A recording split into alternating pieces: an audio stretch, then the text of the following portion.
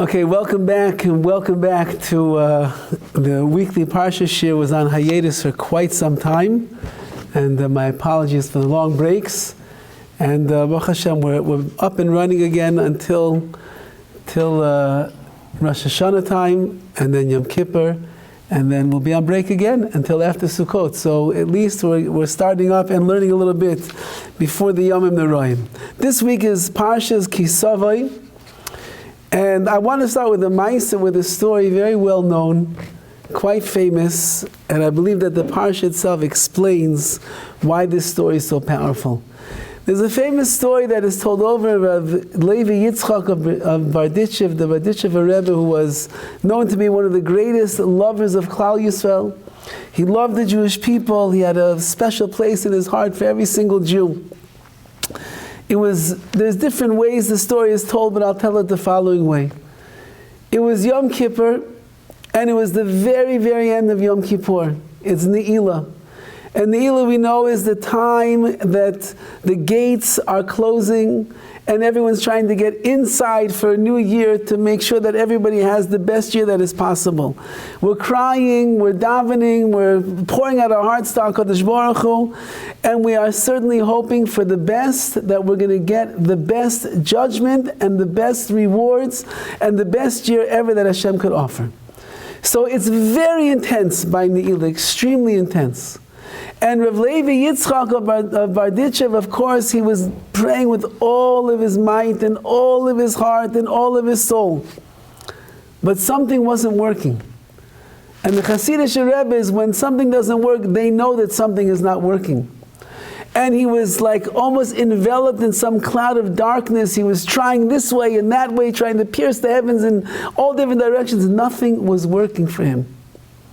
And the congregation felt the heaviness and the intensity, and they felt the frustration of the Rebbe, of the Barditchev Rebbe, that it wasn't working, the prayers were not going through and piercing the heavens. And as everything is going on and people are crying out to God, suddenly there's a youngish boy in the back of the room who doesn't know how to read a single word that's in the machzor, that's in the prayer book for the Yomim Noraim, the holidays. He doesn't understand what the words mean. He doesn't understand what anybody is saying, what anybody is praying at this moment. But he does have a feeling inside of him to just express the deepest recesses of his heart. And he begins to hum a niggin, a tune. Not a tune that anybody really ever heard before, nothing that was part of the high holiday liturgy, nothing. He just began to hum a tune that was coming from the depths of his heart and his soul. Now when the people that were in the shul heard this young boy humming a niggin, humming a song, they got very upset. And they turned to this boy, "What are you doing? This is the highest of the holiest of days. What are you doing? You're singing such a song like that?" And suddenly the Barditchev Rebbe, that was enveloped in seriousness, he turned around and his face was shining like a light. And there was a smile as wide as you could imagine. And he told the people, "Stop. Until this moment, no matter what I tried, my prayers could not pierce the heavens. I couldn't get past the terrible decrees that were coming upon our town and our nation for the up and coming year. And try as I might, nothing was working. But you should know that the moment that this boy opened his mouth and he began humming that niggin, that song, suddenly everything in the heavens changed, and his voice went straight through to the heavens, and all of the evil decrees have been rescinded, and all the blessings for the up and coming year are going to rest upon us. And it's all because of the heartfelt prayer of this boy who can't even say the words himself." And he walked over to this young man standing in the back of the room, and he told him, "Bini, my child, keep humming. Keep singing that niggin, because that is our ticket, and we're going to ride on your coattails for a good year to come." What is the greatness of this niggin, of this song that this boy was singing? How could it be that you have this Hasidic Rebbe that knows all the lofty kavanot, all of the loftiest kavanas, the mystical intentions of every single word that is found in the Zohar and all of the words of Kabbalah, of mysticism? He's one of the greatest tzaddikim of the generation, and yet whatever words he was using didn't go through. Until a young man comes along who can't read a single letter, not an aleph, not a beis, not a baruch, not Hashem, Elokeinu, nothing. But he takes a word that comes from the depth of his heart, a niggun, a song, and that is able to pierce the heavens and save the day for the Jewish people and bring that amazing and beautiful year that everybody wants. It's this week's Parsha. In this week's Parsha, at the very beginning, we have a mitzvah called Bikurim, which is the first fruits. A Jew has an obligation. A farmer goes out into his field. He ties a string around the first fruits of the harvest season, and then he has a mitzvah to bring them up to Yerushalayim, to Jerusalem, and give them over as almost like karbanos, almost as a sacrifice to the Kohanim. And he celebrates. And if you go through the Mishnayos over there, it was a major, major celebration. All the Jews would follow and they would accompany, and there were cows and there were bulls and there were golden baskets. There was all the different things. A very special, special mitzvah of gratitude to Hashem for all that He does for the Jewish people. One of the things that the person who's bringing the Bikurim has to do is he has a long declaration in which he expresses his thanks to Hashem for everything that Hashem has done for us. And in that declaration, in that passage that he says, he begins speaking about the Jewish people being slaves in Egypt, and how, of course, from the slavery we went to freedom. But in there he writes that Vayereyu Oisanu HaMitzrim, the Egyptians, they made our lives miserable. V'yanunu, and they oppressed us. Vayidnu aleinu avodah kasha, and they placed heavy, hard work upon us. And then it says, Vanitzak el Hashem Elokei Aviseinu, we cried out to Hashem, our God. Vayishma Hashem es kaileinu, Hashem heard our voice. Remember, we're crying, and Hashem hears our voice. V'yares anyedu, He saw our affliction. V'yas amaleinu, our hard work. V'yas achatzenu, and the pressure that we were going through. And then when He heard and He saw all of that, v'yetzienu Hashem mimitzrayim b'yad chazaka, He took us out of Egypt with a very strong and powerful arm. And that was the salvation and the geula, the redemption of the Jewish people. What brought about the redemption of the Jewish people? Vanitzak el Hashem Elokei Aviseinu, because we cried out to Hashem our God. Says the Nesiv Shalom on this pasuk, this verse over here. He brings down from the Sfarim HaKadoshim the more mystical works.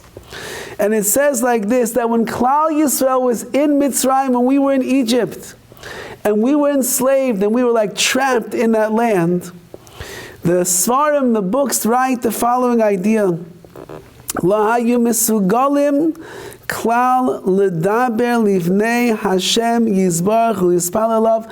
We did not have the ability to daven, to pray, and to speak to Hashem. We were in perhaps the worst of places in the history of the world. 49 levels of impurity, surrounded on all sides by their black magic, by their avodah zarah, by their idolatry, by their licentiousness. The Jewish people had forgot what it meant to be a Jew, and we were not able to speak anymore to Hashem. We didn't have the words to be able to communicate to HaKadosh Baruch Hu. So what did we do? Says the pasuk over here. V'chol piniyasam Hashem yizbarach ha'yisarak ba'oifin shalanacha za'aka shava v'na'aka. The only way that we could communicate with Hashem was by screaming, was by groaning, was by supplicating our moans and the like. The only way that we were ever able to converse or to communicate or convey our feelings of the inside, what was going on, not with words, but rather with tears and crying and moaning and supplications and all of the above. And therefore he writes over here, that kilahaya dargas diber, we didn't have the words to be able to communicate with HaKadosh Baruch Hu while we were in Mitzrayim, while we were in Egypt. But HaKadosh Baruch Hu said, I don't need your words. Because when a Jew cries, and when a Jew lets out an oy, a cracks, when he lets out a moan, when he has no words to explain the feelings that he has inside, but he just looks his eyes up to the Ribono Shel Olam and he says, please help me, Hashem, or he doesn't even say those words, he just opens his arms and he just goes, Oi! HaKadosh Baruch Hu understands everything that is coming from the deepest places inside of your heart and your soul. And he says over, it's like a child. Does a child talk? No, a child doesn't talk. An infant doesn't speak. They cry. They whine, they fetch, they do all different things. But you ask any mother of any child, she knows exactly what that child wants. She knows the difference between a cry of hunger, she knows a cry of pain, she knows a cry of a diaper that has to be changed, she knows a cry of itches, she knows a cry of being thirsty and wanting to nurse. She hears in the cries of that child everything that that child wants. HaKadosh Baruch Hu is our Father in Shemayim, in heaven. HaKadosh Baruch Hu, He knows the depth of the neshama of every single Jew. And when a Jew lets out a scream, they let out a groan, they let out what we call a good krechs, oi, like that. HaKadosh Baruch Hu knows exactly what it means. You don't need to explain. Because sometimes even what you yourself don't know is going on inside. Even what you don't know you're trying to express. When you cry to Hashem, when you let out a krech to HaKadosh Baruch Hu, like a mother who understands the cry of the child, he understands everything that there is. And that's why it says over here, Vanitzak el Hashem Elokei Aviseinu. They just cried out to the Ribono Shel Olam. Vayishma Hashem es koilenu. He didn't hear their words. He just heard the voice. HaKadosh Baruch Hu knows how to listen and hear the voice of the Jewish people.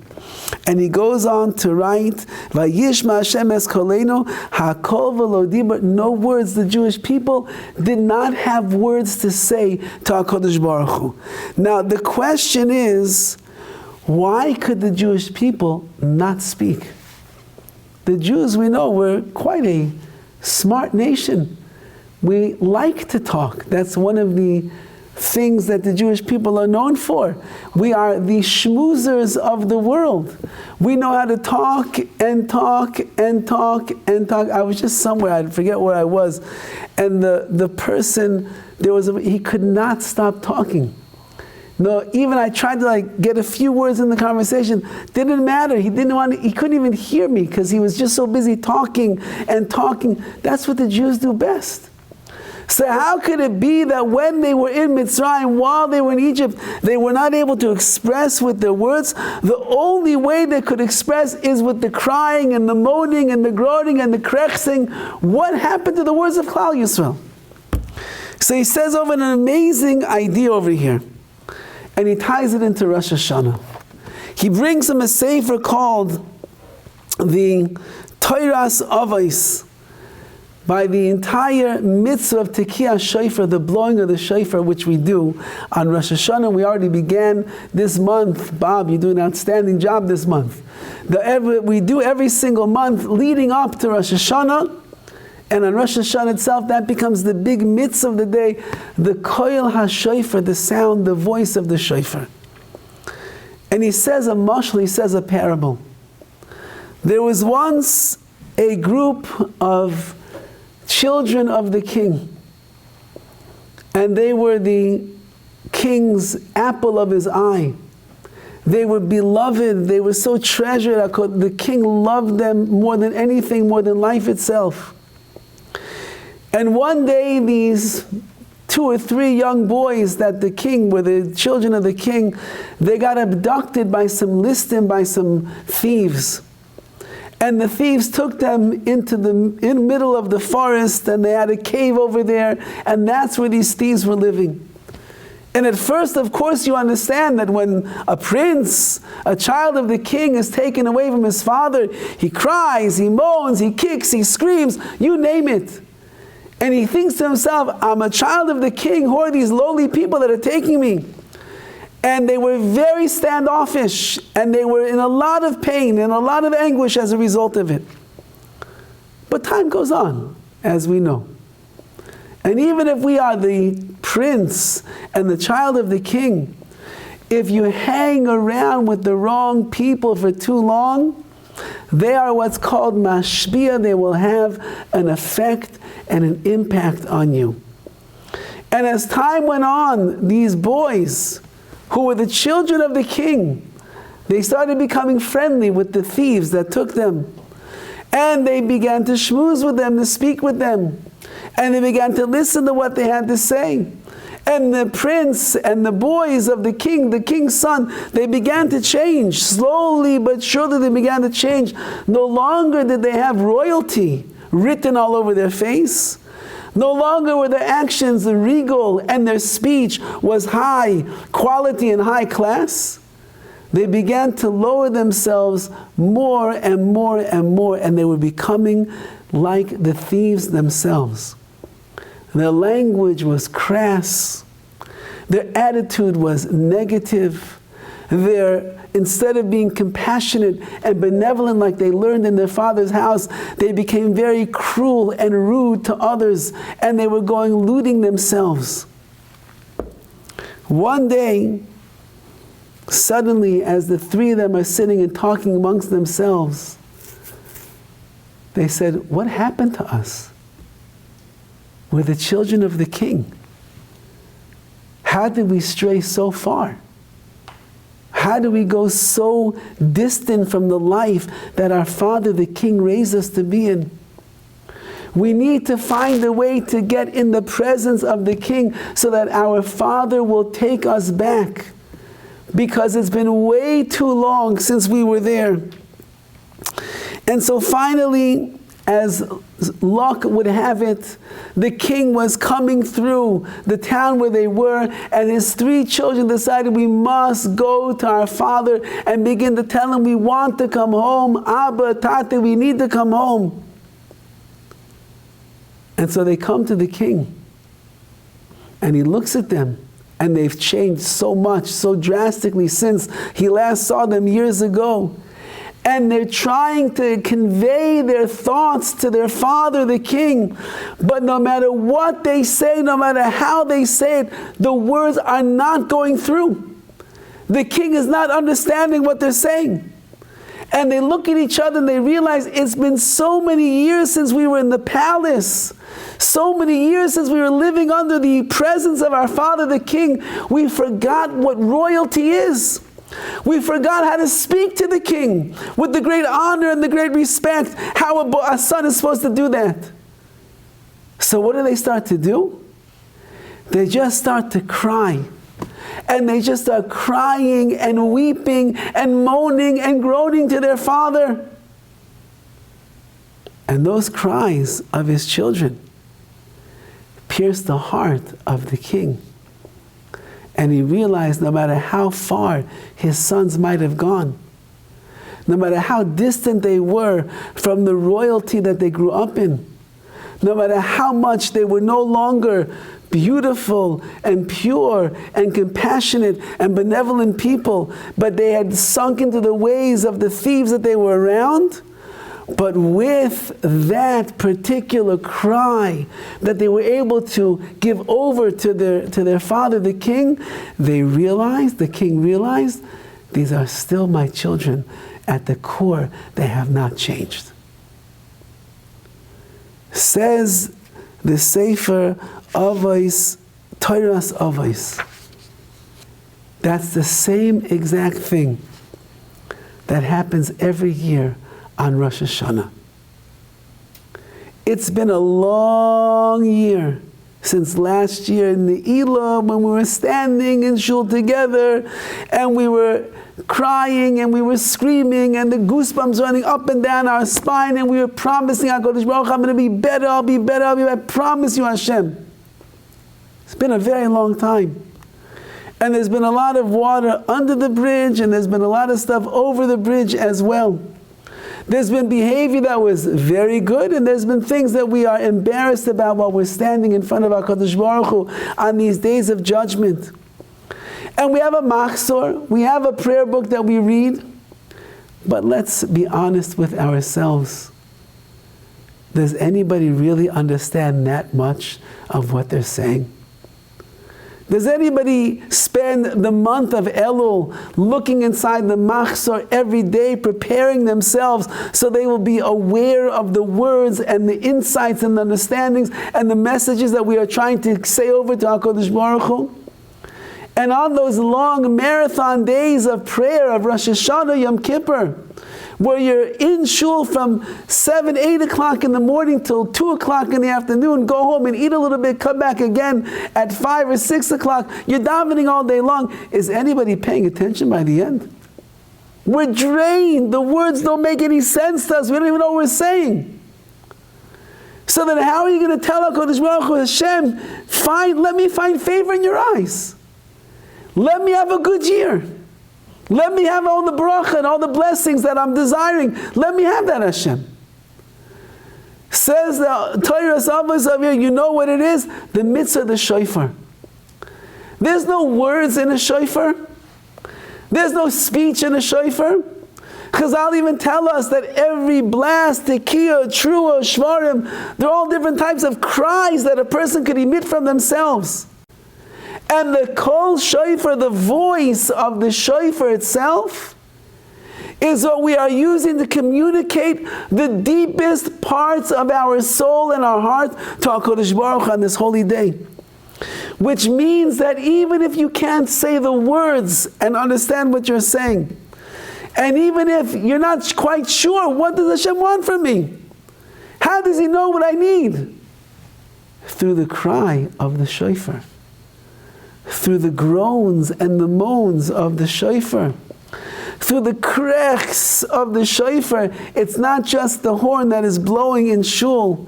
It is really the deepest parts of the soul and the heart of every single Jew that is standing in that shul when the shofar blows. And all the Jews across the world. When the shofar is being blown and blasting loud, it's your heart. It's your soul that is in there.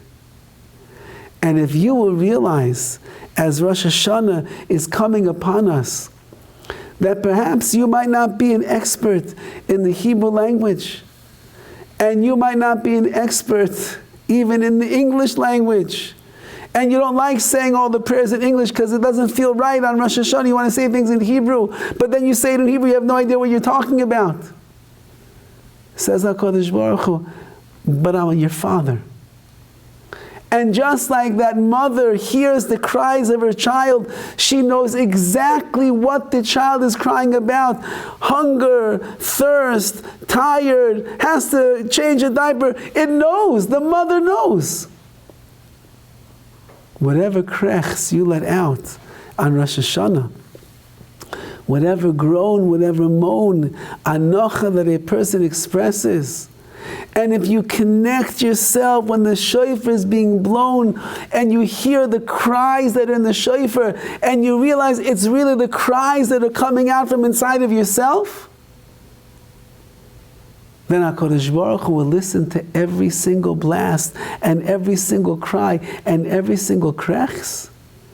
And even though that you don't even realize what's going on in the heavens, you're going to transform yourself and transform your year. Like that young man who stood in the back of the shul of the Berditchever Rebbe on that year. The Rebbe's tefillos, his words, his prayers could not pierce the heavens. But that young man, with the pure song that came from his soul, it went straight up to the highest of heights. And therefore he says over the following idea. And he writes that there's another, it says a fascinating thing. Every time that a person davens, and we say the words that we are supposed to say, there are spiritual mekatragim, and there are spiritual accusers that are trying to snatch our prayers from going up into the heaven. And they know what our prayers are saying, and they know the words, and they come flying in and they snatch them up and they grab them. And if a person's prayers are not strong enough, if they're not pure enough, if they're not lofty enough, if maybe our mouths have been used for things that lashon hara and all the things that we do with our mouths, so then the prayers don't have so much power and strength. The mekatre comes in, it's like a sinister angel comes in and grabs the prayers before they can get up to heaven. But there's one thing that they can't touch, because they don't understand what is being said. And that's the cry of a Jew during his tefillah, during his prayer.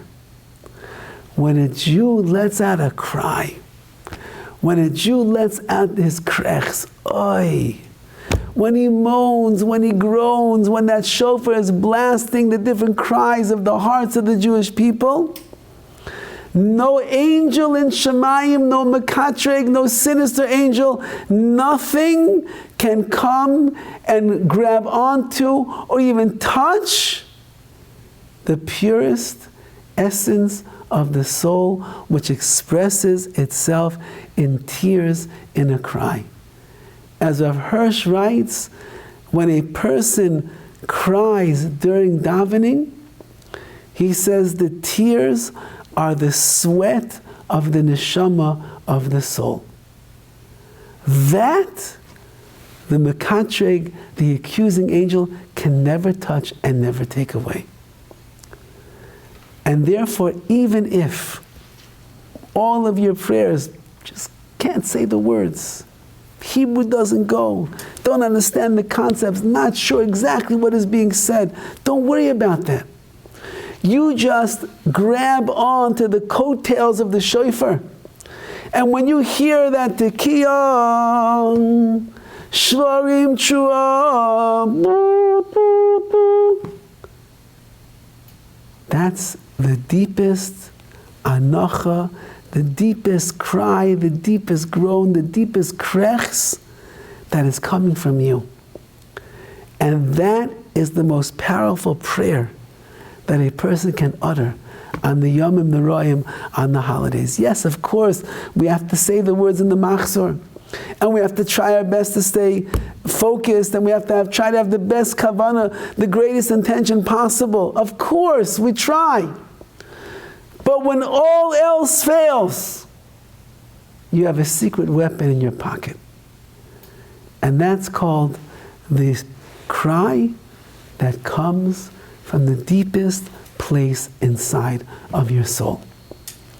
And when a person davens like this on Rosh Hashanah, when they build it up to the Yisrael Tshuva and they come to Yom Kippur like that, And those final moments, the crescendos of Ne'ilah, where we're screaming and yelling, Hashem Elokim, the best that we possibly can, it's got to come from the deep places inside the heart, because when it does, it's so strong and so powerful, nothing can block it at all, straight through into the zenith of the heavens, and everything that you say and everything you convey will be heard by Hashem, like the mother who hears every nuance in the cry of her child. And that's the great mitzvah of Tekiyah Shofar. You're going to hear the shofar, you're wondering what should you be thinking about? Think about yourself a little bit. Think about how deep it's blasting out the cries and the tears and the pain that's inside of you. Think about how you can't even express to HaKadosh Baruch Hu what it is I want to say. Hashem says, don't worry, you don't have to express it. I'm your father. I just have to hear the cries and I know exactly who you are. It's been a long year. You didn't do everything you should have done. You did a lot of things that you should not have done for sure. Don't worry about it, says HaKadosh Baruch Hu. I just want to see that you're still a child of the King. I just want to see that still you appreciate your neshama.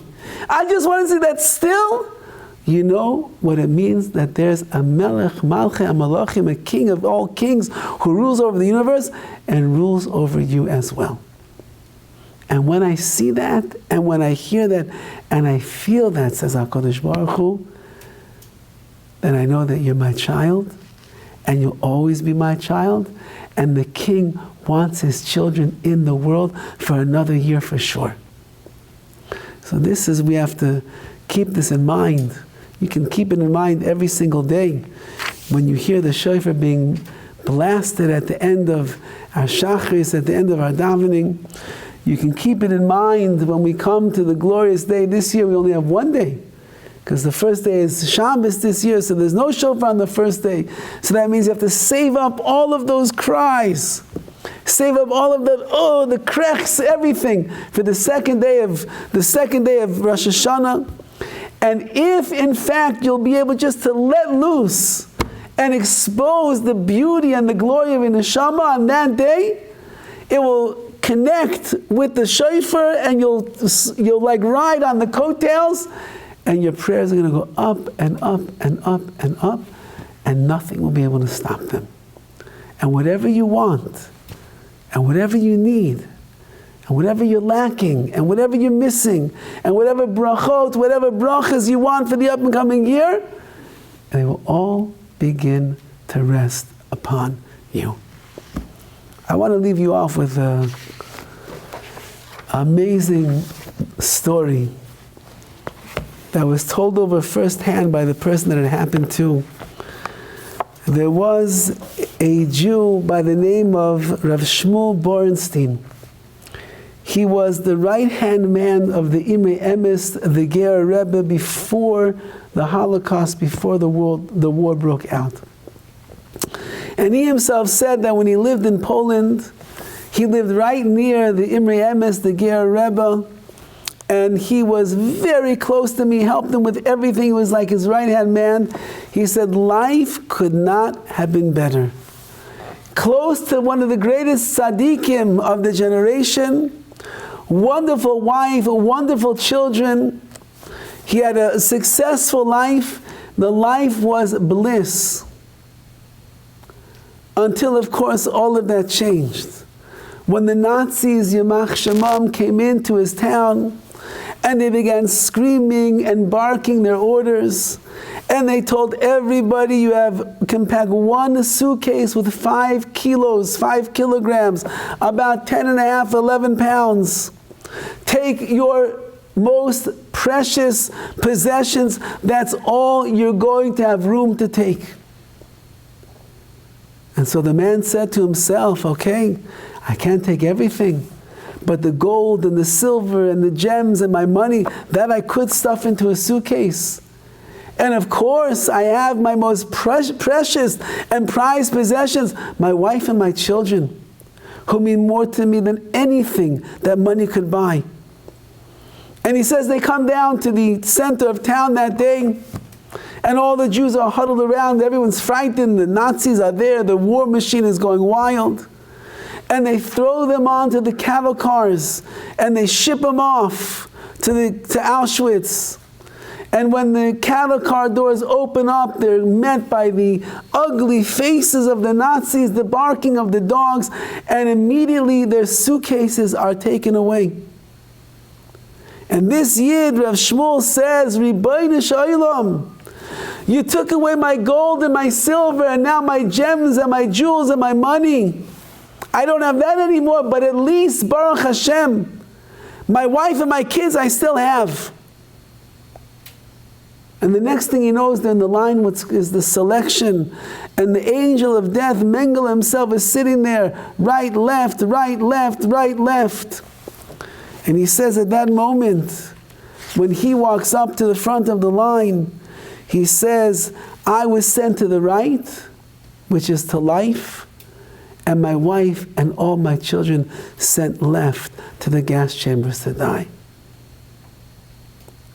And now I'm not left with a suitcase, and I no longer have my family.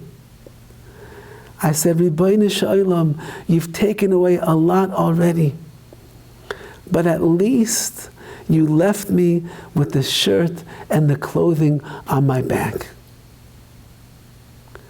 And then about a half an hour later, the next thing I know, they're bringing us to a place where they're going to clean us and delouse us, and they were barking the orders, remove all of your clothing, every last layer. And the next thing I know, I'm standing there with nothing left. No wife, no children, no money, no jewels, no money, nothing. Not even the clothes on my back. I'm bare to you, Ribono Shel Olam. And at that moment, I said to myself, as I lifted my eyes above, Tati in Himmel, my Father in heaven, you've taken everything away from me. But you, Tati, you, my Father, that they can never take away from me. Next to me was a communist. And he's looking at me. How in the world could I say such a thing? And I looked at him and I said, I want you to know, even Stalin, with everything that he tried to do, even he could not take away my Tati in Himmel, my Father in heaven. And at this point, the communist, his veins are popping out. He's getting furious and angry. And he says, you heard me right. Even the mighty Stalin was not able to take away my Father in heaven. And at that moment, he said, I closed my eyes. And for the next 30 minutes, I communed with Hashem like I never communed with Him before in my life. I was fully enveloped in the Shekhinah. I was fully enveloped in the world of Hashem. My emunah, my belief, my connection was something I never, ever felt up until that moment. And I stood there without a wife, without children, without a suitcase, without clothing, with nothing in this world except for Hashem. After half an hour, I opened my eyes. And the next thing I knew, the Nazis are giving me a fresh pair of clothing, the uniform that would become my clothing for the rest of my time in Auschwitz. And then they brought me to the place where we're going to eat, and they served me a murky bowl of soup, which I ate for the first time anything in several days. And I kept saying, Hashem, I want that feeling back again. I want to be immersed in you. I want to be enveloped by you. And he said, try as I might for the rest of my time that I was there in Auschwitz, I could never get back to that 1/2 an hour of time where the depths of my soul had connected with HaKadosh Baruch Hu in a way that it never ever did before. The war was over. I survived miraculously.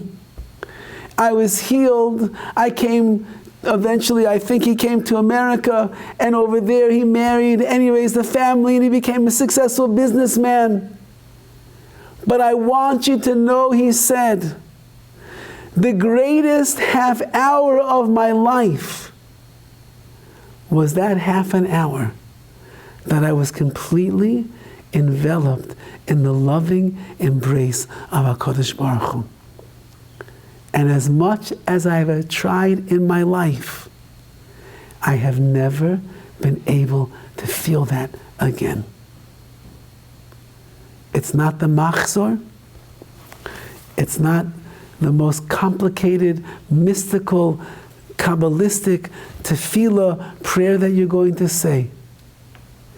It's the prayer that comes from the deepest place in the neshama, in the soul of a person. That's what connects us to Hashem.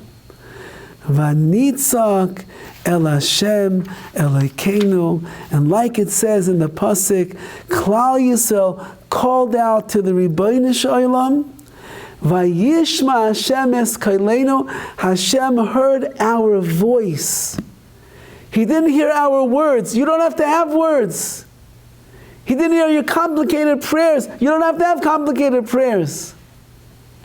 Just cry out to Hashem. And HaKadosh Baruch Hu hears everything like that mother hears her child. And when we come to a Rosh Hashanah, and the day is very long, and the prayers are complicated, and the words don't always just flow so easily, and we get tired, and we get hungry, and we get disinterested, and we start fading, and we're not paying attention. There's one thing that is going to wake us up, like it says in the Rambam. The shofar is to wake us up from our reverie and our sleep. What is that? The whole year I forgot I'm a son of the king. I'm a prince of the Ribbono Shel Olam. And when the shofar blows, it wakes me up to remember, and then from the deepest places of my neshama, I call out to Hashem, and Hashem says, oh, you're my child. I hear your voice. I hear your cry. I hear the krechs. I'm going to bring you back into the palace. I'll give you another year of life, and I'll give you the best year of life you ever had. May we be zeichem, yes Hashem, to krechs, to the Ribbono Shel Olam, to appreciate what it means to be a ben melech, a son, a child of Hashem. Even if we forgot about that a lot throughout the year, at least during this time, bring it back. And as the shofar will resound so loud and echo throughout the entire shuls on Rosh Hashanah, and we'll hear the Tkiyah and the Trua and the Shlarm, all the cries that are there, don't forget what's really going on. And that is from the cries, from the depths of your soul, that are crying out to Hashem, please HaKadosh Baruch Hu, bring me home and give me another year of life. And if Hashem sees that, how could He not give us another year of life? It should be a year that is filled with the greatest bracha, the greatest simcha, the greatest siyata d'shemaya, the heavenly assistance, the greatest hatzlacha, the success, filled a year of peace and blessing for ourselves, for our families, for Klal Yisrael. Aksiva chasima tova, may we be written and sealed in the book, not just of life, but Chaim Tovim, a year of truly good and a sweet life. Be'ezras Hashem.